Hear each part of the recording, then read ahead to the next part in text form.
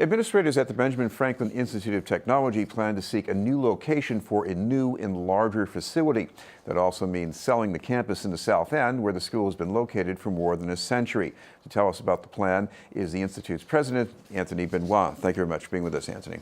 Thank you, Chris. Great to be here. Anthony, in the bigger picture these days, we see a lot of colleges struggling, sometimes being consolidated, and it looks as if, if you don't grow and advance, you're not going to survive. So what's the outlook for FIT?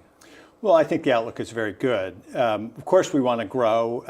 Any institution wants to grow, and in fact, we have been growing. Our enrollment has increased by 20 to 25% over the last 6 years or so. And that at a time when higher ed enrollments nationally are at least flat and contracting in many places. So in that sense, we're growing already, but we are looking to the 21st century. The school was established at the beginning of the 20th, and we think that we're at least as relevant now as we ever were. There are many young people in Boston who need a path forward. They need the opportunity to enter the 21st century economy. At the same time, the businesses in Massachusetts say their number one challenge is finding workforce, finding people with the skills and talent that they need to grow their own businesses. And so I think we're in the right place at the right time to close those two gaps. Now, one way to upgrade is just by renovating what you now have. Why do you need to do something different from that? Well, the building we have is a lovely building. It is old. It's over 100 years old. And it is in need of repairs. It's in need of upgrading. It also was built for an early 20th century concept of education, which is not quite the same as the concepts of education we have today. We have done, I think, a reasonably good job of retrofitting things into it over the years, but we're at the point where we would have to make a significant investment in that building. And we're not sure that that's the right thing to do in that location, since it is a very valuable part of town, and we think it makes more sense to capture the value of the site and then use those proceeds to make a good investment somewhere else. Since your focus is technology, I'm sure you have to keep modernizing, but what kind of things would that mean? Well, we would like to have more flexibility in how we used our space, right? That's very common now, that you want to be able to adapt the physical space, the learning space, to the learning that's going on. So we have rooms that are dedicated labs. Well, they might be very valuable as labs, say for 10 hours a week. The rest of the time you might want to use them in other ways. You might want to use it more for studio learning or for a classroom. And that's difficult to do in a building that has completely fixed walls, and the rooms are actually fairly large, and it's difficult to divide up the space to what we would need. One other part of the equation here is this is located in the South End, still a very pricey, attractive neighborhood. I guess that's going to help you with this, right? Of course, that really is a large factor in the decision. That we've been looking at this for a number of years, and we've been tracking the real estate values in town, and it is a very valuable part of town. As far as locations, I know I don't want you to disclose too much too soon, but on the other hand, you want to have something that the students would like, or even just something that's convenient.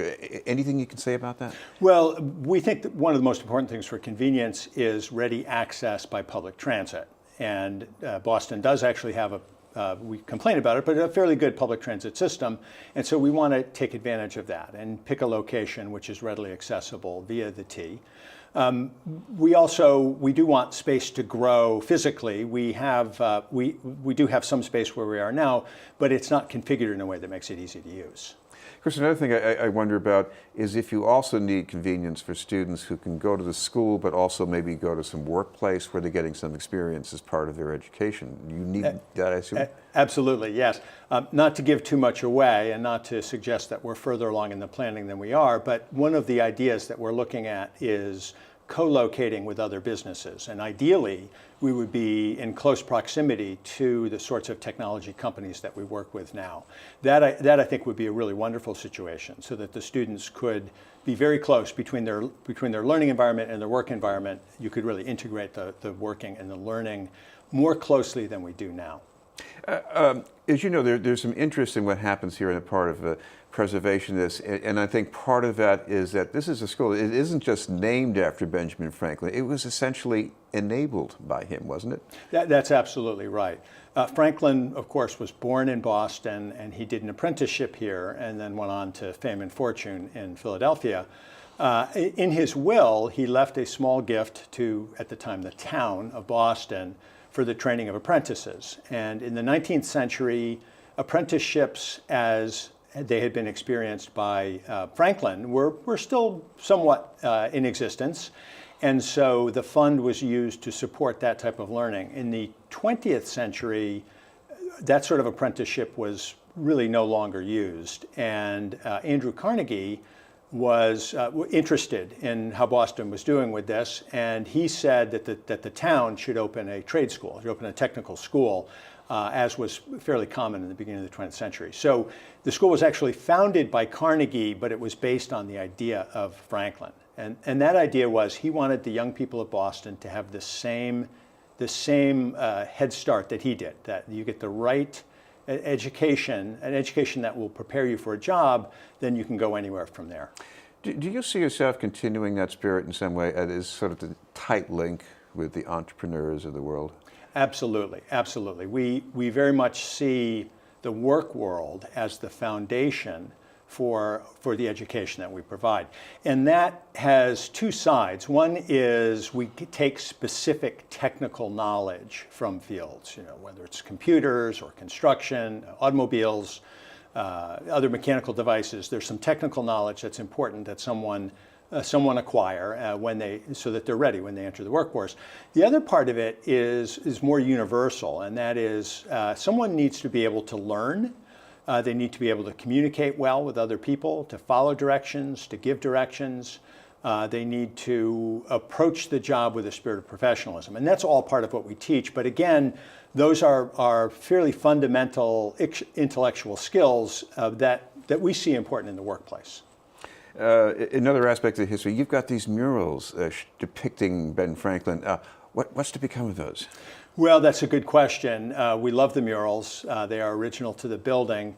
And we will work with whoever acquires the building. If their reuse depends on those, we would hate to pull them away from them. But that's the sort of thing that people would move those all the time. We also have another idea that I think is very intriguing, and that would be that we would take some high-definition photographs of them and have a set of high-definition monitors placed somewhat in the same geometry as the murals, and then we could display those murals on the monitors, but then we could also use them for other things. So it would be a nice blending of the early 20th century artistry with 21st century technology. Now, when people hear Institute of Technology, they can get a little intimidated, but in reality, who are your students? Where are they coming from? Our students come from Boston proper and from greater Boston. They come from the neighborhoods. If Dorchester were a separate town, it would be our largest sending city. So these are the young people in and around Boston.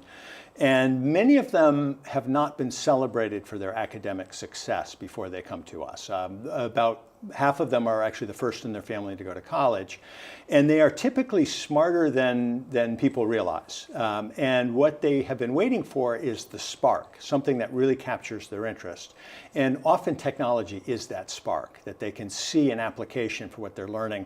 They're also very motivated to get one of these good jobs that we have in Boston now. So that's a great factor that leads them to value their learning more than, say, they did in high school. Yeah, I'm sure if they're motivated, they can check out your website, of course. Absolutely, bfit.edu. Thank you very much for being with us. Thank you, Chris. Great to be here. Anthony Benoit from the Benjamin Franklin Institute of Technology. Still to come, a play exploring Black history and activism, but first, this message.